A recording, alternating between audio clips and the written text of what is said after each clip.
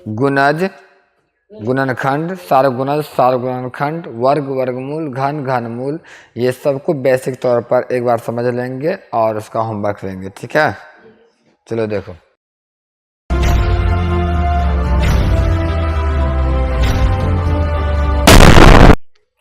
जैसे कि गुणज क्या होता है पहले ये समझ लो। कहता है कि 8 का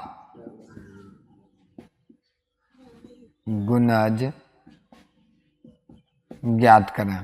तो समस्या क्या हो जाता है कि 8 का गुणज ज्ञात करने बोल दिया तो गुणज होता क्या है। देखो, जिसका भी गुणज निकालने के लिए कहा जाता है, यहाँ ध्यान दो ना, प्रॉब्लम है कोनो।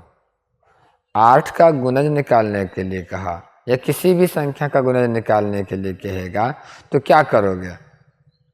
जो संख्या का गुणज बोला तो वो स्टार्ट उसी संख्या से होगा। जैसे 8 को निकालना है ना, तो वो 8 से ही स्टार्ट होगा और ख़त्म कहाँ पर होगा ये तुम खुद बता दोगे।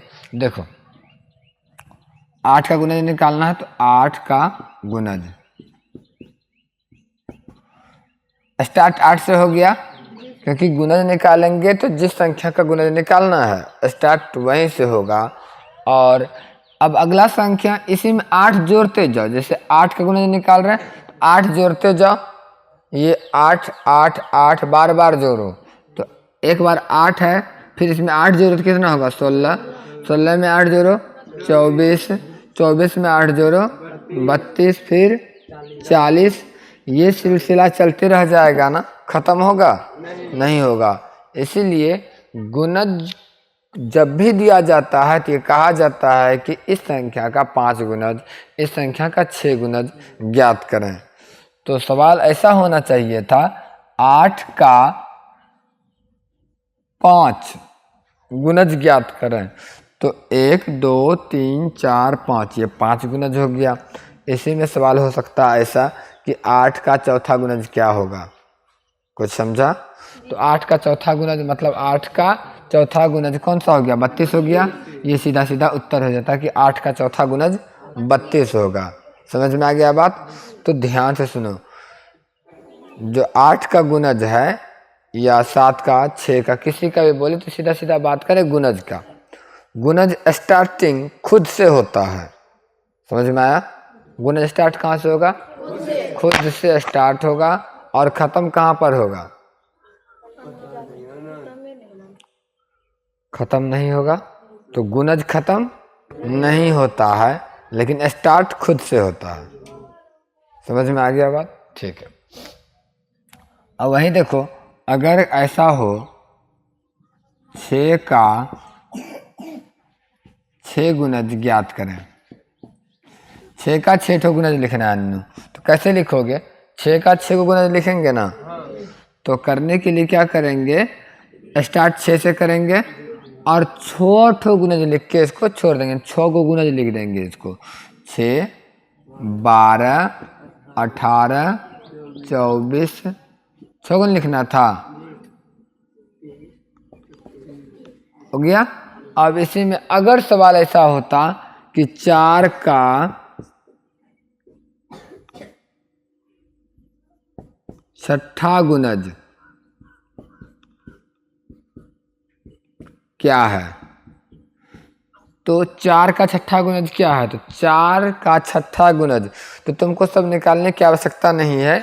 4 का 6ठा गुणज बोला है तो 4 गुना 6 करके भी तुम निकाल सकता है सीधा सीधा। ठीक है, उत्तर 24 होगा। क्यों ऐसा होता है इसको भी समझ लो।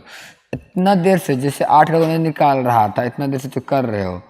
8 का पहला गुणज 8, दूसरा गुणज 16, तीसरा गुणज 24, चौथा गुणज 32 आया। ये कैसे प्राप्त हुआ? 8, तो 8 गुना 1 करने से, ये 8 गुना 2, ये 8 गुना 3 और ये 8 गुना 4 करने से प्राप्त हुआ है। तो हम ऐसा भी कह सकते हैं ना कि सर 8 8 जोड़ने से बेहतर है कि 8 को 1 से गुना कर दीजिए, फिर 2 से, फिर 3 से, कह सकते हो। तो इस प्रकार से ये हो गया हमारा गुणज। चलो अब जानते हैं सार्वगुणज के बारे में। गुणज क्लियर हो गया। अब ये जानो सार्वगुणज क्या होता है।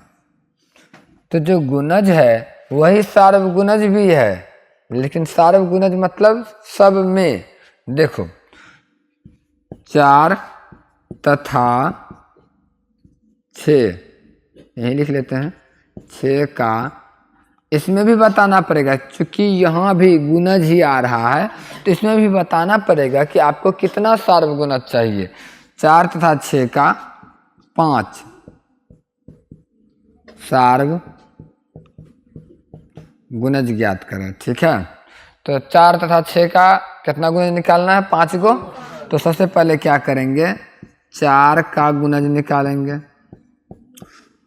और 1 मिनट, कितना निकालेंगे? 5 को?